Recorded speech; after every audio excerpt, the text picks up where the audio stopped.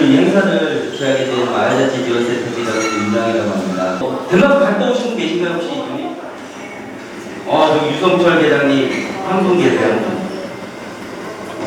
사실은 덴마크가 알려진 지는 그러니까 우리 익숙하지 않은데 저는 예전에 아이들과 교육 활동을 하면서 쫓아 가니까 덴마크까지 가게 됐어요. 그래서 에프터스콜레라고 하는 전환학교 학생들이 쉬는 시간을 필요하다 이런 거. 또 더 올라갔더니 어른도 식욕을 받아. 거기에 제가 그때 한참 다 충기를 겪을 텐데 마음 먹어서 되게 와닿았고 작년부터 저희 센터에서 조그맣게 시민학교라는 그런 그렇게 호미스콜레라고 하는데 그걸 본단 춘천 시민학교 시민학교를 진행하고 있어요. 그래서 오늘 이야기 잘 들으시고 궁금하신 거 많이 나누시고 한정된 시간이지만 저는 알게 된 인연이 조금 됐는데 올 때마다 제가 꼭 수초에서 특강을 이렇게 만들거든요. 부탁을 하면 흔쾌히 들어주시고 수초에 대한 애정이 또 남달라고 해서 오늘 좋은 시간이었으면 좋겠고요. 김희우 호떡 청년이라고도 하고요. 루스라고도 한답니다. 큰 박수로 자리해 보시겠습니다.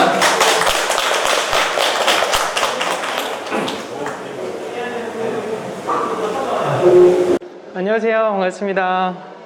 네, 이제 코로나 시국에 이렇게 마스크를 쓰고 얘기하는 거 처음이라서 좀 낯설기도 하고요. 이제 덴마크는 이미 위드 코로나를 선언해서 이제 마스크 쓰는 사례가 거의 없습니다. 그래서 오히려 한국에 들어왔을 때는 이제 조금 불편한 감도 있지만 또 한국에서는 혹시 방역이 잘 되어 있는 반면 덴마크는 너무 빨리 풀어버린 게 아닌가라는 또 걱정 어린 마음도 갖고 한국에 이렇게 오게 되었습니다. 그래서 오늘 이렇게 춘천시까지 다시 춘천시를 오게 된 이유에는 배경에는 제가 덴마크에서 지금 산 지가 10년이 넘었습니다. 원래 한국에서 떠나서 덴마크를 교환학생으로 갔는데 이제 한국에 그리움 다시 올만도 하지만 아직까지 제가 덴마크에 남아있는 이유는 제가 그곳에 하고 싶은 일과 해야 될 일들이 아직까지는 있기 때문에 남아있고요. 그래서 오늘 오게 된 배경에는 제가 하고 싶은 일을 하기 위해서 여기 오게 되었습니다. 그 하고 싶은 일은 덴마크에 있는 어떤 교육적인 면과 덴마크 사람들이 살아가는 생활 방식이 이 춘천시의 시장님을 통해서 혹은 여기 아시는 분들을 통해서 전해진다면 한국도 행복해지지 않을까라는 이런 가설을 세우고 오늘도 오게 되었습니다. 그래서 오늘 제가 준비한 이야기 내용은 교육적으로만 생각을 해보려고 하다가 그게 크게 의미가 없다는 생각이 들었습니다. 그래서 덴마크의 교육 이야기라 써놨지만 오늘 제가 들려드릴 이야기는 덴마크 사람들이 어떻게 과연 행복한지 혹은 만족스러운 삶을 사는지 그런 것들이 어떻게 교육에 반영된지를 제가 10년 동안 살아온 이야기를 통해서 조금 전달을 드리도록 하겠습니다. 그래서 앞에 있는 그림은 뉴아운이라고 되게 이쁜 그 항구 도시에 있는 사진이에요. 그만큼 덴마크하면 떠오르는 것들이 이렇게 이쁜 건물 혹은 오른쪽에 있는 곳은 덴마크의 한 폴케호스쿨인데요. 여기는 이제 로스킬데 폴케호스쿨이라고 해서 이제 덴마크의 가장 큰 음악 축제가 로스킬데 페스티벌이 있습니다. 근데 그 페스티벌이 너무 잘 되다 보니까 우리 학교를 이렇게 만들어서 이 페스티벌을 주최하고 그리고 음악 뮤지션과 아티스트들이 계속해서 공부를 해서 축제를 설계하는 사람이 되도록 이렇게 최근에 만들어진 학교예요. 그래서 제가 배경사진으로 잠깐 넣어놓게 되었습니다. 그럼 제 설명을 잠깐 드리면 아까 말씀해 주신 것처럼 제가 호떡을 이상하게도 덴마크까지 가서 호떡을 아직까지 팔고 있습니다. 그래서 호떡 청년이라고도 알려져 있고 앞에 코판이라는 이름을 가지고 운영을 하고 있는데요. 코판이라는 이름 자체가 코가 코리아예요. 그리고 판이 무대란 뜻입니다. 판을 펼치다.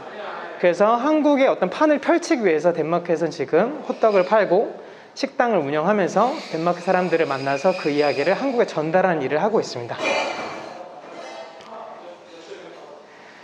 흔히 덴마크라고 하면은 떠오르는 키워드가 아마 있을 거예요. 행복이라는 키워드, 아니면 교육이라는 키워드, 아니면 낙농업 국가라는 키워드, 치즈, 요거트 이런 아마 여러 가지 상상이나 혹은 키워드들이 머릿속에 떠오르실 수 있을 텐데요.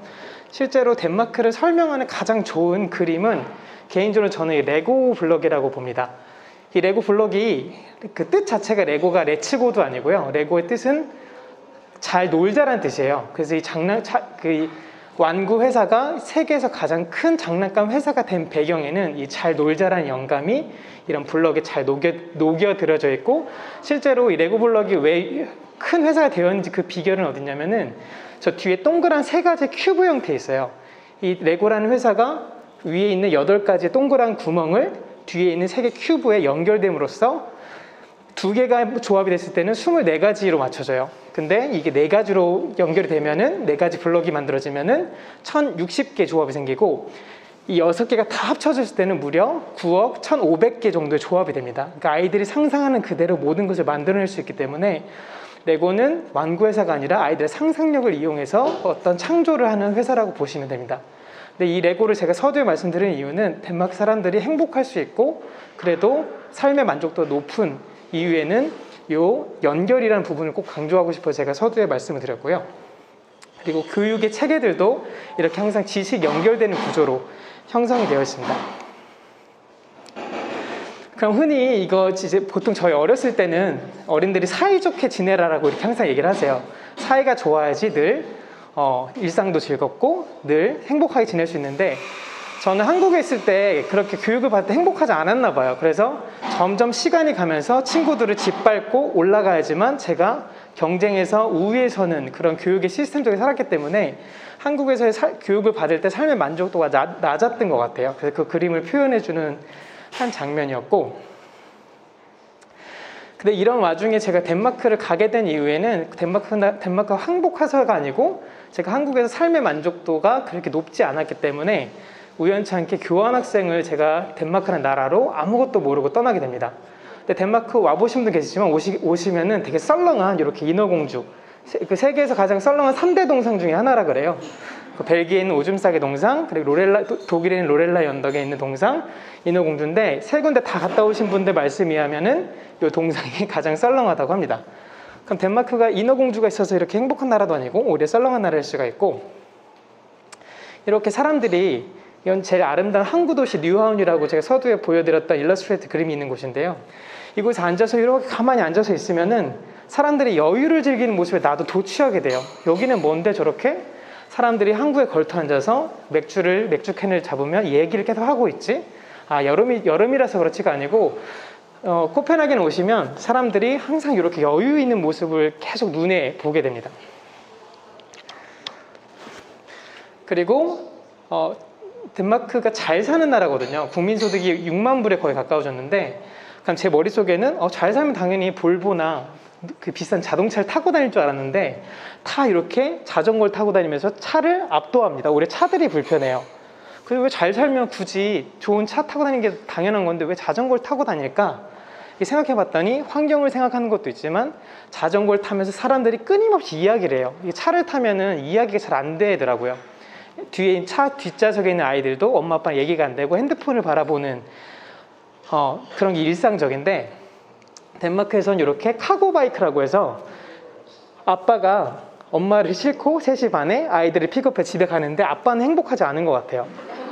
엄마 신났죠? 아이들 신났죠? 근데 되게 신기한 거는 이 자전거가 교통수단의 관점이 아니고 미디어적인 관점으로 바라본다고 하면은 계속 소통을 합니다. 아빠는 힘들고 죽을 것 같지만 오늘 하루가 어땠니? 오늘 재밌었어? 부인 오늘 기분이 어때? 그러면 신기하게도 애들은 앞을 바라보면서 대답을 해줘요. 근데 잘 생각해 보시면 애들 뒷좌석에 타고서 말 걸면 얘기를 아마 안 할 거예요, 잘. 그래서 덴마크에서는 자동차를 타지 않는 이유는, 덜 타는 이유는, 자전거를 선호하는 이유는 미디어적인 관점에서 끊임없이 소통을 하면서 여유를 찾아간다는 점이 제 눈에는 되게 신기하게 보였습니다. 그리고 이건 제가 교환학생을 처음으로 간 시점이었어요. 교환학생을 하러 갔는데 여기 동그란 테이블에 앉아서 다 이야기를 나눠요. 너는 덴마크에 왜 왔니?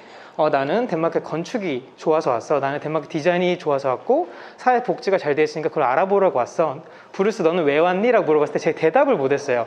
저는 온 이유가 한국의 삶의 만족도가 낮았기 때문에 혹시나 다른 나라 애들은 자유롭나? 쟤네들은 이런 학업에 대한 스트레스가 없나? 이런 걸 알아보러 왔는데 저만 이유가 많이 없었더라고요. 그럼에도 불구하고 제가 어렵사리 덴마크 친구들과 경쟁을 하기 시작해요. 왜냐면 저는 한국에서는 나름 열심히 공부해서 교환학생을 점수를 만들어서 덴마크까지 갔지만 막상 수업을 받으니까 제가 상대가 안 되더라고요. 왜냐면 저는 제가 열심히 실력을 갖고 달아서 감싸고 이렇게 안쪽으로 제가 숨기고 있어야 되는데 친구들은 끊임없이 선생님을 노려보며 교수님한테 질문을 하면서 끊임없이 소통을 하면서 이야기를 하더라고요. 이게 어떤 순간이냐면은 제가 나중에 구술평가에서 그 마지막 시험 평가에서 시험을 보는 장면이에요. 그다음에 네 명이 앉아있으면 한 명씩 나와서 얘기를 하는 겁니다. 근데 제가 처음으로 본 덴마크 석사 첫 학기 시험에서 제가 빵점을 맞았어요. 저는 단 한 번 빵점도 맞아본 역사가 없지만 한국에서는 여기 와서 최초로 빵점을 맞았고, 그 빵점을 준 이유가 교수님께서 너는 왜 내가 지금까지 말했던 것을 외워서 그대로 이야기를 하느냐, 거기에는 너의 사고가 없다, 생각이 없다. 그래서 빵점에다 제가 엄청 화가 나 대들었어요. 교수님이 얘기한 거를 외우고 암기해서 80%까지 얘기했는데 어떻게 빵점이 될 수가 있냐. 근데 교수님의 대답은 너는 너의 생각이 없었다, 한 학기 동안. 근데 애들은 교수가 얘기해주면 그냥 계속 자기들끼리 떠들고 소통하고 뭔가를 새로운 거 만들어 발표하는 게 저는 그 답이 틀린 줄 알았어요. 근데 평가를 받을 때 결국 친구들은 교수가 준 지식 위에다가 자기 생각을 얹어서 새로운 지식을 만들어내더라고요. 근데 왜 이게 가능할까? 나는 이게 불가능했는데, 그래서 재수강을 해보니까 이 덴마크의 교육 시스템이 뭔가 외워서 평가를 받는 시스템이 아니고 내가 지식을 얼마나 생산을 했냐의 차이로 평가를 받기 때문에 저는 빵점이 맞았더라고요. 그래서 이게 제가 처음으로 충격을 너무 받았던 순간의 사진이었고, 그 빵점 받은 게 재수강을 해야 되니까 그때부터 제가 어쩔 수 없이 애들이 공부하는 거에 적응을 합니다. 그래서 5명이 프로젝트를 하면은 한 명은 팀 리더, 한 명은 뭐 이제 그 통계 분석, 한 명은 프레젠테이션, 한 명은 프로그래밍, 저는 뭐 자료 분석해서 한 프로젝트가 끝나면은 그 지식이 교수가 팀 프로젝트 줬던 지식 하나에 5명의 지식을 얹어서 총 6개가 만들어지고 혹은 더 많이 만들어집니다. 그래서 제가 그때부터 덴마크의 교육 방식은 똑같이 1시간을 배워도 그 연결의 개수에 따라서 지식이 더 많이 생산이 되는구나. 그래서 더 적은 시간 동안 더 많은 지식을 생산하기 때문에 훨씬 더 생산적이고 효율적이라는 것을 제가 직접 체험을 하게 돼요. 근데 이때도 제가 좀 어리버리해서 잘 몰라고 사진 보면은 저만 잘 못 따라가고 있는 어리버리한 모습입니다. 근데 그렇게 해서 저는 이제 석사 프로그램을 힘들게 끝냈어요. 왜냐하면 저는 경쟁에 익숙했는데 2년이라는 시간을 협업과 토론하는 게 너무 익숙치가 않아서 간신히 제가 졸업을 하게 됐는데, 그 이후에 저한테 다시 돌아오는 질문들은 덴마크가 세계에서 행복한 나라로 연속으로 3년 동안 1위를 하게 돼요. 근데 한국은 그렇지 못했기 때문에 한 방송국에서 KBS라는 방송국에서 덴마크가 왜 행복한지 조사를 하러 오게 됩니다. 그래서 제가 저기서 이제 설문조사를 했는데 이게 다르더라고요. 근데 덴마크는 분명 행복하다고 행복을 조사하러 왔는데, 여기 보시면은 질문에 행복이라는 단어가 없어요. 그러니까 당신은 삶에 만족하십니까? 영어로 하면 satisfaction인데요. 그래서 많은 분들이 덴마크 하면 행복이라는 키워드가 당연히 떠오를 수밖에 없지만, 덴마크 사람들한테 물어보면 덴마크 사람들의 삶의 방식은 행복에서 오는 것이 아니고 이 만족이라는 단어에서 오더라고요. 왜냐하면 행복이라는 건 주관적인 감정이기 때문에 늘 내 상황에 따라 달라지는데, 만족이라는 것은 내 마음가짐의 차이거든요. 그래서 내가 지금 현실에 안주하는지, 만족하는지, 불만은 없는지. 그래서 덴마크가 행복도 지수에 높게 올라오는 이유는 한 사람 한 사람이 주체적인 사고를 가지고 만족을 많이 하기 때문에, 저는 덴마크를 행복한 나라라고 보기보다는 주체적인 만족도가 높은 나라라고 저는 생각을 하고 있습니다. 또 이런 방송을 통해서 덴마크를 경험하게 됐고, 제가 이렇게 계속 교육도 받고 교육에도 한번 디어도 보고 다시 이제 뭘 해야 될까 고민을 하던 찰나에 제가 그 덴마크 행복을 좀 배달해 보겠다고 호떡 장사를 시작하게 됐어요. 호떡 팔아서 덴마크 사람들의 얘기를 듣고 한국에 전달하면 한국도 행복도 지수가 올라오겠지라고 1년 동안 프로젝트를 했는데, 그 프로젝트가 결국엔 망했어요. 왜냐하면 제가 돈을 못 벌었기 때문에 이 프로젝트를 영위할 수가 없더라고요. 부모님께도 솔직히 말씀드리고 이제 취직 준비하겠다고 해서 덴마크 비행기를 타고 넘어가는 그 시간에 제가 4월 16일에 넘어갔어요. 그 비행기 안에서 제가 세월호 사건을 마주합니다. 그래서 두바이를 경유해서 왔는데, 두바이 경유하니까 친구가 야 희우가 너 들었니? 거기 지금 한국 배가 침수하고 있대. 근데 또 다시 구조가 됐다는 거예요. 그래서 저는 이제 맥주 마시면서 잘 됐다. 근데 덴마크 돌아왔는데 학생들이 정말 많이 죽은 거예요. 그래서 제가 2개월 동안 아무것도 할 수가 없었어요. 너무 침울해서. 그래서 거기 있는 학생들과 교민들 모여서 덴마크에 대한 얘기도 하면서 한국이 왜 이럴 수밖에 없을까를 고민하다 보니까 아직도 우리가 한국에 전달하고 싶은 메시지가 있나 보다 해서 그때부터 다시 제가 장사를 하기 시작해요. 그 프로젝트 다시 하게 돼서, 그래서 그때부터는 망했던 씨앗호떡 안에도 이제 김치라는 걸 넣어보게 되고, 근데 이것도 사람들한테 계속 물어봐서 영감을 받고 그 사람들이 원하는 거 파니까 이 호떡이 장사가 잘 되기 시작하면서 사람들이 저를 찾아오고 저렇게 저 앞에 얘기를 막 해주는 거예요. 예를 들면 모자 쓴 친구가 오면은 야 너는 이 친구는 직업고등학교 다니는 친구였는데 직업고등학교 가려고 하는 친구인데 그럼 덴마크 직업고등학교는 어떻게 운영돼? 선생님이 찾아오면 덴마크 교육은 어때요? 학부모한테 가보면은 뭐 지금 만족도는 어때? 이런 거 계속 듣다 보니까 덴마크 사람들이 살아가는 생활 방식을 호떡을 통해서 간접적으로 체험을 하게 됩니다. 물론 장사를 해서 사람을 고용하는 것도 중요하지만 제가 이거 했을 때는 호떡을 통해서 사람들 이야기를 너무 듣는 게 중요하기 때문에 이렇게 앞에 있던 장면들이 저한테 너무 행복한 순간이었어요. 그리고 너무 기회가 잘 닿아서 저희가 식당도 오픈하게 되고 이 RM이라고 방탄소년단이 최초로 자기들이 처음으로 여행을 떠난 거예요. 개별 멤버들이. 근데 저희 식당을 이 RM이 왔는데 제가 RM인지 몰랐어요. 이 사람이. 너무 평범하게 생겨갖고. 근데 저희가 때마침 코판 2주년 행사를 하고 있는데 이때가 RM 생일이었어요. 그래서 RM이 자기 생일 사진을 트위터에 올리니까 저희가 사이트가 폭주하기 시작하는 거예요.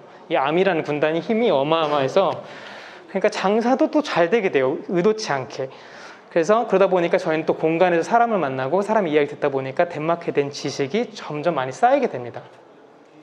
그래서 지금 호떡도 팔고 비빔밥도 팔면서 궁극적으로는 이제 한국 사람들을 많이 고용을 해서 덴마크 경험을 많이 하는 게 목표지만 그 후의 목적은 그 만난 사람들의 경험들이 한국에 더 전달되기를 바라는 마음이 더 큽니다.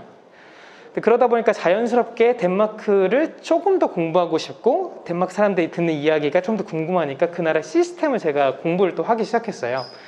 요거는 덴마크의 교육 체계를 단편적으로 보여주는 일러스트레이트 그림 하나인데요. 이 그림을 보여주는 것 중에 되게 좋은 거는 어느 교육에 자기가 시간을 쏟아도 나는 항상 갈 길이 있다는 것을 보여주는 예입니다. 예를 들면은 똑같이 1 플러스 9라고 돼 있죠. 그래서 덴마크도 공교육이 10년의 의무교육이 이루어져요. 근데 거기 가로치고 플러스 1이라고 돼 있죠. 저거는 쉼의 시간이에요. 중간에 애프터스쿨레라는 중간에 기숙 학교일 수도 있고 또 9학년에 졸업하면 나는 또 9학년에 1학년 더 머물 수도 있고 혹은 나는 같은 학교에 9년 동안 같이 함께 했던 친구들이 조금 지루하면 10학년 스쿨도 있어요. 그러니까 선택권이 벌써 중학교 3학년 때부터 4가지의 선택권이 주어지는 거예요. 교육의 선택권이. 내가 바로 올라갈지 아니면 같은 학교에 좀 더 머물지 아니면 다른 학교에 갈지 기숙형 학교에 갈지. 그래서 1 플러스 9에 아이가 앉아서 선택을 하는 장면을 보여주고 있죠. 그 이후부터는 똑같이 고등학교도 뭐 직업 전문 고등학교, 상경계 고등학교, 인문계 고등학교 여러 가지 형태로 나눠져요. 근데 그 이유는 거의 다 일반적일 거예요. 그 위에 뭐 석사를 가고 박사를 하는 건 한국이랑 비슷한 건데 덴마크가 특이한 점은 이 오른쪽에 있는 부분입니다. 이 오른쪽에는 어떤 거냐면은 혹시나 인문계를 선택한 친구들이 실업계로 가고 싶은 친구들도 있고 혹은 실업계에 있는 친구들이 인문계로 오고 싶을 수도 있고 혹은 직업에 가 있던 어떤 직장인이 교육을 다시 받을 수도 있고 아니면 은퇴한 어떤 그 연령층이 높으신 분들이 다시 돌아왔을 때 이질감이 없도록 한 라인상에 놓은 시스템이에요. 그래서 오른쪽에 보시면 AMU라고 해서 언제든지 공부를 하고 싶은 사람이 어느 곳에 들어가도 전혀 이질감이 없도록 하나의 시스템을 잘 만들어 놓다 보니까 내가 좋아하는 공부를 끝까지 찾아갈 수 있도록 덴마크의 교육이 그렇게 설계가 되어 있습니다. 근데 이 그림이 주는 가장 중요한 건 뭐냐면은 결국에 자기가 좋아하는 일을 하기 전까지 만족스러운 공부를 해야지만 그 일을 했을 때도 만족감도 높고 드랍하는 비율도 낮고 그리고 일을 했을 때 실질적으로 효율성이 높아져요. 그럼 돈을 더 잘 벌게 되겠죠. 그리고 적은 시간 동안에. 그래서 교육이 얼마나 많은 기회를 제공하냐가 교육부 입장에서는 돈을 더 많이 비용을 지출하는 것 같지만 전체적인 시스템을 봤을 때는 더 많은 사람들의 삶의 만족도 높아지면 효율성과 생산성이 높아지는 결과를 보여준다는 것을 이렇게 표로 제가 도식으로 남겨놨습니다. 그래서 어덜트 에듀케이션의 컨티뉴잉 트레이닝이라고 해서 지금은 덴마크는 산모작 교육이라고 해서요. 60세가 끝나면은 다시 재교육을 받을 수 있는 시스템을 개발하고 있어요. 그래서 예를 들면 선생님 하신 분이 은퇴를 해도 다시 교육 쪽에 들어와서 그 선생님 하려는 사람들을 지도할 수도 있고 비즈니스에 있던 사람들도 다시 와서 투자가의 삶이나 아니면 기업가 정신을 교육할 수가 있고 그래서 그런 것들을 지금 덴마크가 준비를 하고 있습니다. 그래서 이제 교육부에서 갖고 온 자료인데요. 덴마크 교육이 뭐가 그러면 조금 특이할까 다른 나라들에 비해서 그 정리가 된 부분들인데요. 모든 사람이 이퀄 어세스하면 모든 사람의 교육에 평등이 주어진다. 그래서 언제 자기가 교육을 선택할 수 있고 자유가 있다는 것을 보여주는 것이 중요하고, all level of education is free라고 해서 어느 교육 단계가 다 무료라는 뜻이에요. 내가 교육을 희망하면은 내가 원하는 데까지 계속 할 수 있고, 심지어 대학생이 되면은 국가 보조금이 한 100만 원 정도 이렇게 가량으로 지원이 됩니다. 그 이야기는 공부에 집중하고 돈을 따로 벌지 않도록. 하지만 아이들이 직장 경험이나 일 경험이 없으면 문제가 되기 때문에 초등학교 때부터 학생 잡을 의무적으로 하도록 이렇게 또 시스템이 설계가 되어 있어요. 그래서 초등학생들도 가끔 저한테 찾아와서 호떡집에서 알바하겠다고 돈 안 줘도 되니까, 근데 그런 것들이 이제 의무화가 되어 있다 보니까 돈이 필요할 때 혹은 경험이 필요할 때를 되게 잘 배분을 해서 언제든지 아이들이 경험도 많이 하고 돈을 필요로 하지 않을 때는 보조금을 주어가면서 그런 공부에 대한 압박을 가하지 않도록 이렇게 교육 시스템이 잘 되어 있습니다. 그리고 특이한 점은 그 GDP에 비해서 8.7%를 공교육비로 쓴다는 것 자체가 되게 높은 수준이라고 하더라고요. 그래서 교육부 입장에서 큰 돈이지만 그만큼 투자를 했을 때 결과가 나면은 손해가 아니거든요. 그래서 노동시장에 사람들이 끊임없이 유입이 되고 드롭 아웃 되는 어떤 그 사회에서 소외되는 사람이 적어지게 되면은 결국에는 노동 생산성이 높아지기 때문에 교육에 그만큼 투자를 많이 하고 있습니다. 그래서 이거는 교육 현장 모습을 제가 조금씩 보여드릴 건데요. 그래서 아까 말씀드린 것처럼 주체적인 삶의 만족도가 되기 위해서 교육이 너무 중요하다는 점을 말씀드리기 위해서 제가 현장 가서 사진을 찍은 것도 있고 자료 사진을 갖고 온 건데, 이건 숲속 유치원이라고 해서 그 숲에서 아이들을 유치원 학생들과 어떻게 시간을 보내는지 보여주는 사진이에요. 실제로 숲속 유치원이 덴마크에서 제일 먼저 시작된 것도 사실이지만, 제가 현장에 가서 보고 느낀 것 중에 가장 감동이 됐던 부분은, 항상 어떤 수업이든지 어떤 수업이 이루어지기 전에 항상 동그랗게 이렇게 앉아요. 그러면 동그랗게 앉는 건 누구나 할 수 있는 일인데, 이 동그라미에서 어떤 일들이 벌어질까가 중요한데, 여기에서 한 명 한 명씩의 감정을 이야기를 들어요. 오늘 수잔, 너는 오늘 기분이 어때? 너 오늘 아침에 왔는데 좀 울었는데 어떻게 집에 무슨 일이 있어? 한번 얘기해 볼래? 오늘 선생님 표정은 어떤 것 같아? 선생님 오늘 기분 좋은 것 같아? 안 좋은 것 같아? 옆에 친구랑 오늘 무슨 얘기 나눴어? 한 사람 한 사람 일어나면서 서로 감정을 표현하는 그런 자리를 가져요. 항상 수업 시간 전에. 그래서 이 수업이 뭐냐고 물어봤더니 공감 교육이라고 한국에서 많이 알려져 있고, 실제로 감정을 표현하는 수업이에요. 근데 이게 너무 중요했던 이유는, 감정을 표현하고 수업을 진행하다 보니까 아이들에게 공감대가 높아져서 하루를 잘 놀게 될 확률이 너무 높은 겁니다. 그래서 선생님도 아이가 어떤 감정인지 알다 보니까 스트레스가 없고, 또 문제가 있으면 부모랑도 상담할 때 너무 좋고, 그래서 아이들이 스스로 감정을 표현할 수 있도록 해주는 장면을 제가 갖고 왔습니다. 유치원 때 이런 일들이 벌어지고, 이게 초등학교 제가 EBS 방송 취재 때 다큐를 코디했을 때 갔던 현장인데요. 4학년, 5학년, 6학년이 모여서 프로젝트 수업을 하는데 주제가 난민학이었어요. 왜냐하면 당시 시리아 난민이 덴마크에 넘어왔는데 정부가 강경책을 써서 다 내보냈어요. 그래서 스웨덴으로 다 올라간 거죠. 스웨덴은 받았는데 덴마크는 안 받았고 독일은 받았고, 그래서 선생님들 문제의식이 생긴 거예요. 왜 덴마크는 받지 않았을까? 왜 스웨덴은 받았을까? 그때 데모가 일어났는데 선생님들이 모여서 이거 아이들한테 알려줘야겠다. 왜 덴마크는 난민을 어떻게 생각하는가, 정부는 어떤 입장이었던 거를 초등학교 레벨에서 수업을 하던 거를 저희가 찍은 거예요. 우연치 않게. 그래서 10개의 주제를 주어지고, 난민은 무엇인가, 이민자는 정의는 무엇인가, 시리아 난민은 무엇인가, 각 나라들은 왜 반대를 했는가, 이런 것들을 기초 자료들을 그 사회부에 있는 기자분들한테 도움을 요청하기도 하고, 선생님에게 자료 서칭을 해서 10개 주제를 만들어서 애들 보고 서로 알아오라고 숙제를 준 거예요. 그리고 일주일이 지난 뒤에 돌아가면서 6학년에 있는 학생들이 한 나라가 왜 반대를 했는지 찬성했는지를 4학년, 5학년 친구들한테 얘기를 해주는 겁니다. 그럼 또 시간이 바뀌면 5학년 친구 나와서 또 얘기를 하고. 그래서 저는 이 초등학교 때 난민에 대해서 이런 이야기를 나눈다는 것 자체가 너무 놀라웠고, 어떻게 선생님들은 이런 생각을 가지고 또 수업을 할까. 그래서 이게 저한테 너무 충격적인 EBS한 다큐 프로그램이었습니다. 그러니까 아까 정서를 나누고 감정을 공유했을 때 아이들이 좀 더 사고하는 능력이 빨라져서 이렇게 교류하는 모습을 제가 초등학교 때 모습이었고, 중학교 정도 올라오면 이렇게 IT, 이렇게 그 컴퓨터를 갖고 수업하는 친구들이 많아요. 그래서 항상 둘러앉아서 선생님들 한 10분 동안 수업을 하고, 나머지는 아이들이 어떤 수학 공식에 대해서 자기들이 지식을 얹어서 새로운 공식을 만들거나 아니 그런 활용 사례들을 만드는 시간입니다. 그래서 덴마크에 손 들고 발표하는 게 너무 일반적이거든요. 워낙 발표하는 사람 많으니까 늘 선생님 저 의견이 있어요. 그래서 선생님 입장에서는 이게 많을수록 선생님 입장에서 수업을 잘한 겁니다. 왜냐면 아이들의 사고할 수 있는 능력을 키워줬기 때문에 질문이 많아질수록 선생님 입장에서는 내가 수업을 잘하고 있구나라고 생각을 할 수가 있습니다. 그래서 이게 수학 같은 경우에도 저는 빨리 푸는 거에 익숙했는데 덴마크 수업을 받아보니까 이 방정식이 세워진 원리와 이런 걸 내가 실생활에서 어떻게 활용하는지를 애들 보고 찾아오라고 하더라고요. 그래서 끊임없이 한 방정식을 가지고도 학생들한테 사고하고 새로운 것을 만들어내라고 훈련을 하는 하나의 수업이라고 볼 수가 있습니다. 이건 제가 좀 신기했던 경험인데요. 그 초등학교 6학년에서 이제 중학교로 넘어가기 전에 한 도시에서 한 학교에 붙어있던 사진을 제가 캡처를 해온 거예요.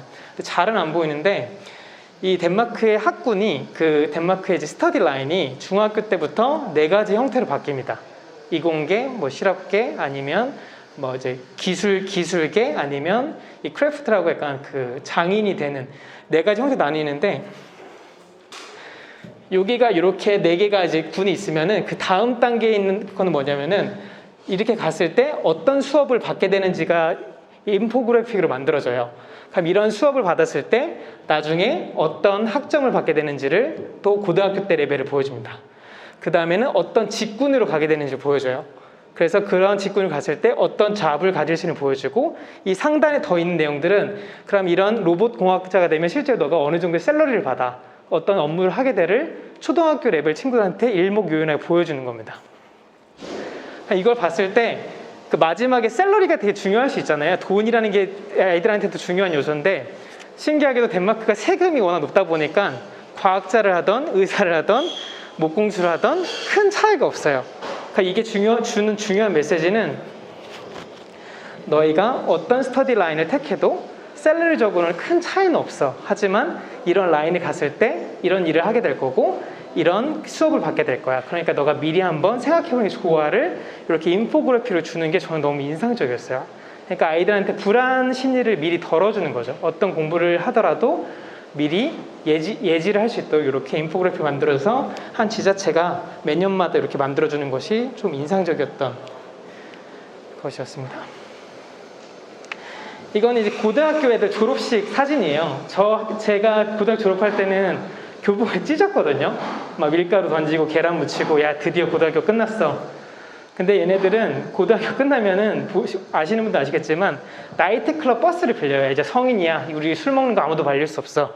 죽어봐라 해서 애들이 막 토하고 춤추고 부모님 가서 술 얻어오고 이건 되게 얌전한 애들이고요. 정말 막 나간 애들은 정말 막 옷을 안 입는 애들도 있고 트럭에 올라타서 소리 지르고 그러니까 부모님들이 되게 싫어해요. 내 애가 술 취하고 토하고 막 술 받아가니까. 근데 아이들을 축복해주는 자리예요. 근데 이 모습이 저한테 중요했던 이유는 그 학생 때의 기억이 살아가면서 얼마나 중요하구나. 나는 잊고 싶은 기억이고 찍고 싶은 기억인데 친구들한테는 이제 헤어지면 못 보니까 이 소중한 기억을 잘 지키기 위해서 이렇게 기억을 남기기 위한 축제를 항상 하더라고요. 그래서 그런 모습이 너무 인상적이어서 제가 사진을 하나 찍었습니다. 그럼 선생님들의 마인드는 과연 뭘까? 선생님들 무슨 역할을 해야 되는 걸까 궁금하니까 저희 선생님한테도 물어봐요. 그러면 선생님은 선생님의 역할이 뭐라고 생각하십니까? 물어보면은 그때 영어로 저희가 인터뷰를 했기 때문에 이렇게 대답을 하셨어요. 그러니까 대다수의 선생님들이 다른 답변일 수 있지만 공통적인 대답은 We are not teaching 그래요. 우리는 가르치는 것이 아니라 We teach how to learn. 우리는 아이들이 학습하는 걸 가르쳐준다. 선생님은 조력자의 역할이라고 하는 겁니다. 그래서 아이들이 사고하고 스스로 생각하고 지식을 생산할 수 있게끔 선생님들은 도와주는 거. 아이들이 질문할 수 있도록 선생님들이 환경을 조성하는 거. 그래서 선생님의 역할은 지식을 알려주는 사람이 아니라 지식을 생산할 수 있도록 도와주는 조력자라고 이야기를 많이 하십니다. 그럼 조금 오랜 세월로 넘어오게 되면은 덴마크가 시민학교나 애프터스쿨이나 쉼터학교 1년 동안 쉬어간 이런 자유학교들이 왜 탄생하게 됐냐에 대한 배경이 되게 중요한데요. 그러려면 이 두 사람이 되게 중요합니다. 한 사람은 덴마크의 교육계의 아버지라고 해서 이제 그론트비라는 목사님이시자 철학가시고 사상가시고요. 그의 제자인 크리스찬 콜이 있는데 이 두 사람이 같은 교육의 방식을 지향했지만 달랐던 좀 시점이었어요. 이 그론트비 교육자분께서는 우리가 일반적으로 하고 있는 교육의 형태는 일방향 지식 전달이다. 근데 모든 지식은 스스로 배울 수 있어야 되고 대화를 통해서 이루어지는 게 진짜 삶을 위한 교육이다라고 해서 이제 최초로 덴마크에서 이제 시민학교 혹은 자유학교가 탄생된 배경은 이 그룬투비 목사님 혹은 이 교육자분께서 만드신 거고, 그 제자는 조금 달랐어요. 똑같은 교육의 형태는 비슷한데 학생들이 스스로 사고할 수 있는 게 꼭 성인이 돼서부터 시작이 아니다. 오히려 조금 더 이른 나이에 이런 교육 방식, 대화를 통한 삶을 위한 교육 방식이 조금 더 도입이 되면 좋겠다. 그래서 13살, 15살 때부터 그런 교육을 하기 위한 학교를 만드신 분이 이 크리스천 콜이고, 성인이 됐을 때부터 삶을 위한 교육을 시작을 했던 분이 그룬트비 목사입니다. 그래서 서로가 생각하는 방식은 똑같지만 시점 차이에 달랐기 때문에 덴마크도 시민학교는 보통 성인학교예요. 성인들을 위한 학교이고, 프리스쿨이라고 자유학교는 이제 어린 나이의 학생들 중에서 공교육을 조금 벗어나서 너무 그러니까 사립 학교는 아니고 중간의 형태인 자유학교에 다니는 형태는 이 크리스천 콜을 통해서 소개가 처음으로 되었습니다. 그래서 이제 그러면 제가 프리스쿨보다는 이제 시민학교에 대해 좀 얘기를 해볼 건데요. 시민학교 홈페이지에 가면은 영상에 이런 자료가 소개가 돼요. 그럼 우리는 시민학교가 뭘 배우는 걸까? 성인 된 사람으로서 이미 공부를 다 했는데 뭘 배울 수 있을까 봤더니 이 대표적으로 나오는 키워드들이 우리는 삶을 위한 교육, 내가 살아가는데 필요한 기술을, 라이프 스킬을 배워야 되기 때문에 운동도 중요하고 휴먼 라이트, 인권도 중요하고 셀프 익스프레션, 아까 서두에 말씀드린 나를 표현하는 감정, 글로벌 어웨니스도 이제 새 글로벌 시각을 가지게 되거나 아니면 이런 그 북유럽의 중요한 어떤 환경적인 이슈들, 그리고 언어, 아트, 이런 다양한 과목들을 배울 수 있는 게 성인으로서 갖춰야 될 혹은 삶을 살아가는데 필요한 기술을 생각해서 이런 부분들을 가르칩니다. 학습을 하게 됩니다. 그래서 그게 결국 나를 행복하게 만드는지를 알아보는 시간이라고 서두에 표현이 되었고, 그러면 거기 안에 들어갔을 때 뭐를 기대하는지, 그럼 성인학교가 도대체 뭘 기대를 해야 되나요? 우리가 질문했을 때도 여기 안에 써져 있는 거 보시면은 당연히 친구를 사귀는 거, 그리고 새로운 프로젝트를 하는 거, 그리고 나의 갖고 있는 탤런트를 개발하는 거, 그리고 그러니까 서로의 문화를 교류하는 거, 그리고 내가 사회에 참여하는 것과 내가 스스로 다르다는 것과 내가 누군지, 마지막이 되게 중요한데 내가 누군지를 찾아가는 게 성인이 돼서도 못 찾는 사람이 너무 많기 때문에 그걸 찾아가는 시간이라고 해서 저런 삶의 기술을 학습을 하게 됩니다. 근데 여기서 제가 인상 깊게 봤던 거는 involve in society거든요. 그래서 내가 사회에 참여를 할 수 있도록 삶의 기술을 배운다는 점은 저도 되게 인상적이었습니다. 그래서 결국 그런 것들이 삶을 위한 기술들을 내가 학습을 성인학교에서 했을 때 과연 그런 것들이 나중에 어떻게 영향을 미치는가 봤더니 그런 것들이 이제 사회에 융합할 수 있고 내가 노동시장에 고용이 될 수 있고 그리고 여러 가지 다양한 교육을 흡수할 수가 있고 그리고 내 스스로 개발할 수 있는데 이 키워드 중에 제일 중요한 키워드는 왼쪽 마지막에 있어요. 액티브 시티즌십이 항상 성인학교에서 강조하는 키워드 중에 하나입니다. 내가 스스로 자발적으로 참여하는 시민이 되는 거, 내가 주인이 되는 거, 그리고 또 하나는 민주주의 시민으로 살아가는 거. 그래서 항상 액티브 데모크라틱 시티즌십을 되게 강조합니다. 늘 성인학교 들어가게 되면 자유학교나 성인학교 들어가게 되면 늘 그 민주주의 교육이 무엇인가, 그리고 스스로 참여하는 것은 무엇인가를 많이 가르칩니다. 그래서 이건 현장의 모습이에요. 이제 덴마크는 폴케호이스쿨레, 이제 시민학교에 들어가게 되면은 이건 그룬투비라는 이제 그룬투비 폴케호이스쿨레 한 현장의 모습인데요. 다 같이 모여서 그룬투비 목사님이 어떤 그 악보집 이런 것을 같이 보면서 같이 노래를 부르는 건데 노래를 하나를 같이 아침에 부르는 것도 감정을 공유한 한 일과이기 때문에 항상 사람들이 아침에 모여서 서로의 감정을 노래를 표현하거나 아니면 나와서 자발적으로 자기 의사를 표현하는 시간을 항상 갖습니다. 그래서 아침에 항상 수업이 시작되기 전에 이런 식으로 시간이 이루어진다는 것과 요거는 아까 제가 첫 사진에 보여드렸던 로스킬데라는 로스킬데 폴케호이스쿨레 최근에 지어진 학교인데요. 여기도 이 학교의 공간 자체가 학생들이 자기 디자인하고 학생들끼리 소통할 수 있는 구조를 만들어서 서로가 음악을 창작하고 서로가 평가를 하고 서로가 칭찬을 해주면서 나중에 로스킬드 페스티벌 축제에 직접 참여할 수 있도록 그런 수업을 하는 공간들입니다. 그래서 공간이 얼마나 중요한지 어떻게 의사소통을 하는지, 어떤 수업을 하는지가 그런 성인 학교 혹은 시민 학교가 갖고 있는 컨텐츠의 힘이라고 볼 수 있습니다. 이런 학교들이 지금은 많이 숫자가 많이 줄긴 했는데 80개 정도로 많이 줄긴 했는데 예전에는 정말 다양한 정치면 정치, 미디어면 미디어, 민주주의면 민주주의, 종교면 종교, 여기는 음악이면 음악, 각자 원하고 싶은 취미 활동 혹은 앞으로 커리어를 위해서 같이 고민해보는 시간을 성인된 사람, 성인을 준비하는 사람 혹은 성인된 자로서 일어나는 자리가 중요하다는 것을 이 학교에서 보여주고 있습니다. 그럼 이제 그건 성인 학교였고요. 조금 이제 아이들 레벨로 내려와서 그럼 덴마크의 중학교, 고등학교는 어떻게 생겼을까 궁금할 수 있잖아요. 이거는 이제 덴마크 한 고등학교, 웨레스타는 고등학교인데 EBS에도 한번 나왔던 것 같습니다. 여기가 아이들이 학습하는 공간이고요. 안에가 그럼 선생님이 한 10분 동안 15분 동안 수업을 안에서 해요. 그러면 아이들 나와서 자기들끼리 토론을 합니다. 그리고 또 자세가 편한 게 중요하니까 올라가서 자기들끼리 또 이야기를 나눕니다. 그럼 선생님이 하는 역할은 여기에 서서 애들이 잘 얘기하고 있는지 문제가 없는지를 바라보는 장면이에요. 그래서 공간이 주는 어떤 메시지는 뭐냐면 아이들끼리 늘 지식을 받고 편한 곳에서 소통을 해서 계속 연결되는 구조로 공간을 만들어놨어요. 그러면 이 학교에 온 아이들은 내가 오늘 하루를 어떻게 보내야겠다가 이 디자인을 통해서 사고로 이어지게 됩니다.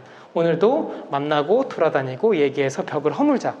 그리고 이 동그란 원들이 또 이동을 합니다. 원하는 곳에. 그래서 덴마크에서 강조하는 소통과 지식을 생산하는 것들이 공간적으로 어떻게 연결했나를 보여주는 한 예라고 볼 수 있습니다.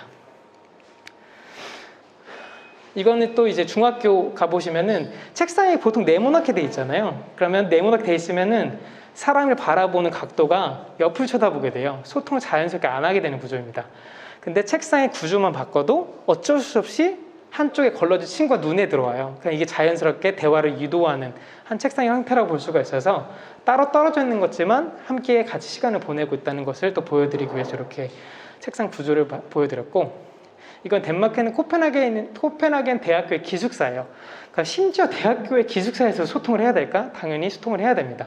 왜냐하면 학교에서 배웠던 지식과 상관없이 내 살아가고 있는 사람들의 이야기를 계속 나누어지만 이런 민주주의적인 시민이 형성이 되기 때문에 이 기숙사가 신기한 형태는 이 밑에 있는 층들은 다 만나는 공간이에요. 헬스장이 있고 모든 전체 기숙사 학생들 만나는 공간은 1층.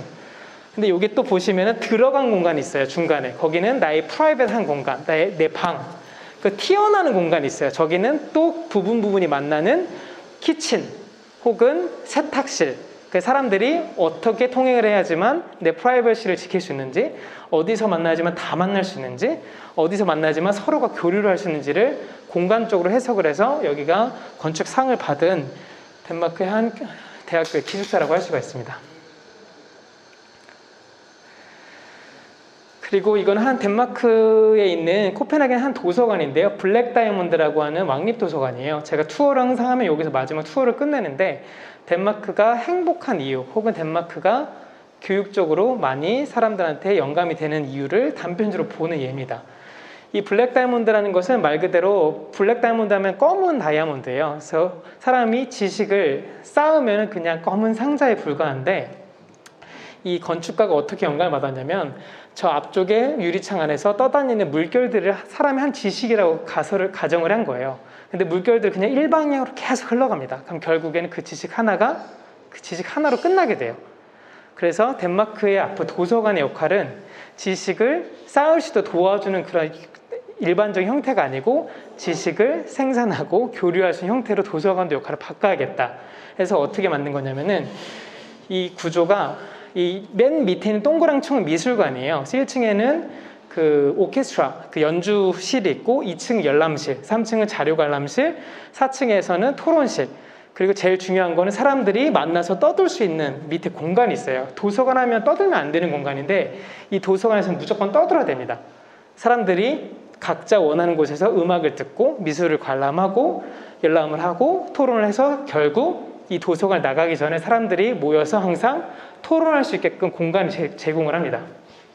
이 도서관에 오면 사람들이 엄청 떠들어요. 근데 신기하게도 도서관의 소음이 다 위로 올라가기 때문에 크게 방해를 주지 않습니다.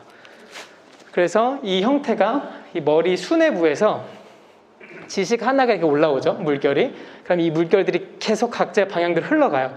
근데 그런 것들을 다리가 이어주고 엘리베이터 이어줘서 이 도서관에서는 사람이 쌓은 지식을 밖으로 나가면 검은 상자에 불과하지만 지식을 나눴을 때 다이아몬드처럼 빛난다는 철학을 가지고 만든 도서관이어서 실제로 올라가서 사람들이 어떻게 시간을 보내는가 보면은 자기가 각자 원하는 곳에서 시간을 보내고 나가기 전에 동그란 의자에서 옆에 있는 카페에서 항상 이야기를 나누고 시간을 마치게 됩니다. 그래서 1시간을 살더라도 1시간을 공부하더라도 사람의 머릿수만큼 지식수만큼 많은 지식이 연결되기 때문에 1시간의 효율성, 1시간의 생산성이 높기 때문에 37시간을 주에 37시간을 노동시간으로 일해도 잘 먹고 잘 사는구나를 보여주는 한 예입니다. 근데 이런 게 되려면 아주 어렸을 때부터 감정을 표현하고 토론하고 의사를 표현해서 적극적인 심리를 사는 게 중요하다는 것을 제가 일률적으로 한번 보여드렸습니다. 그래서 결국 다시 레고로 돌아오면은 어떤 식으로 덴마크 교육이 이루어져서 1시간을 살아도 더 만족스러운 삶을 사는지를 제가 보여드릴 수가 있었습니다. 그래서 저도 거기에 영감을 받아서 앞으로 제가 해야 되는 일도 덴마크 하면 삶의 만족도, 교육적인 부분도 영감을 받을 것이 많지만 또 한국에 돌아오면 한국은 엄청 빠르게 성장한 나라이기 때문에 자동화 면에서 효율성 면에서 덴마크 따라오질 못해요. 그렇기 때문에 덴마크에서 한국을 이동하면 한국의 좋은 점들이 보이고 한국에서 덴마크 하면 또 여유라든지 삶의 사람들의 만족도라든지 높기 때문에 이런 걸 계속 왔다 갔다 전달하면은 두 나라가 더 잘 살지 않을까라는 가정으로 이런 일들을 하고 있고, 그래서 이걸 잘 보여주는 한 말이 있어요. 알랭드 보통이 창의성은 전통과 자유의 중간지대에 나온다. 저는 이 말 너무 저한테는 중요하기 때문에 항상 사람은 자기 스스로는 어떤 걸 혼자 생산하는 건 어려운 것 같아요. 하지만 전통과 자유 혹은 사람과 사람 사이에서 무언가를 같이 이야기했을 때 그 중간지에서 창의성이 나오는 것 같습니다. 그런 일을 하기 위해서 지금은 현지에서 이제 음식도 팔고 쿠팡을 통해 음식도 팔고 이제 미디어를 통해서 음식을 전달하고 현지 온 분들을 이제 여행을 통해서 그런 경험들을 안내해드리거나 혹은 제가 이렇게 와서 이제 강연을 통해서 지식을 전달하고 있습니다. 네, 그게 지금까지 제가 덴마크의 시간이 제가 오히려 지리 시간을 받는 게 중요하다고 하셔서 제가 여기서 제가 하는 이야기들은 끝내고요. 여기가 저희가 이제 미디어를 만들어서 영상을 홍보하고 이렇게 계속 자료를 공유하는 곳입니다. 그럼 제가 여기서 제 이야기는 마치도록 하겠고 지금부터가 되게 중요한 이야기인데요. 제 이야기를 듣고 또 어떤 생각이 들거나 어떤 이제 걱정이 있거나 혹은 같이 이야기를 해보고 싶은 부분들에 대해서 이야기를 나눠보면 좋을 것 같습니다. 감사합니다.